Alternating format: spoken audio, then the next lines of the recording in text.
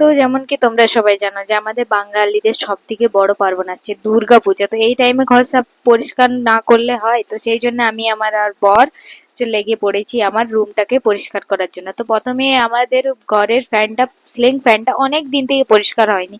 তো সেই জন্য অনেক নোংরা জমে আছে। তো ফার্স্টে একটা ওর স্কুটি মোছাটাতে করে মুছছিল, কিন্তু হলো না, অনেকই বেশি ধুল জমেছিল।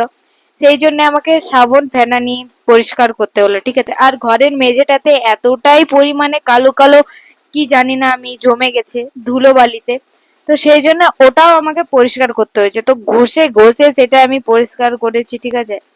তো দেখো এটা দিয়ে আমি স্কুটিটা ধোয়া যদিও, তো তাও আমি এখন দেখো করছি, পরিষ্কার করে নিচ্ছি। আমি তো এটা পরিষ্কার করতে আমার এতটাই কষ্ট লেগেছে, আমি তোমাদেরকে যে কি বলবো, পায়ে করে হাতে করে। আর হ্যাঁ, মার্বেলের ঘর তো একটু প্রচন্ড পরিমাণ স্লিপ কাটছিল আমাদের বেডটাকে এইদিকে ওইদিকে করতে করতে।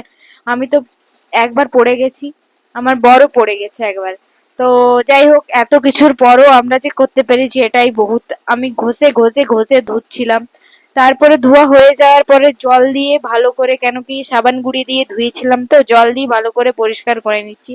তারপর কিন্তু ঘরটা অনেক সুন্দর দেখতে লাগছিল, আর আমার গোপাল সোনা তো উঠেই গিয়েছিল যেমন কি তোমরা দেখতে পাচ্ছ। তারপরে তোমাদেরকে আমি দেখাচ্ছি ঘরটা পরিষ্কার করার পরে লুক। আর প্লিজ এটাকে ইগনোর করো, আমার হাজবেন্ড হাফ প্যান্ট পরে শুয়ে আছে, এটাকে প্লিজ তোমরা ইগনোর করো। আর ঘরে একটা দড়িও টাঙা আছে, এটাকেও তোমরা ইগনোর করো, কেন কি ঘরে এখন বৃষ্টি পড়ছে না।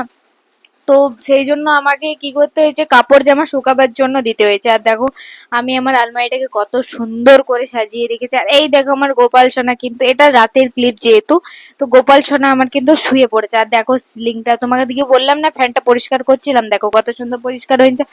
আর হ্যাঁ, এই চাদরটা না আমি মেসো থেকে নিয়েছি।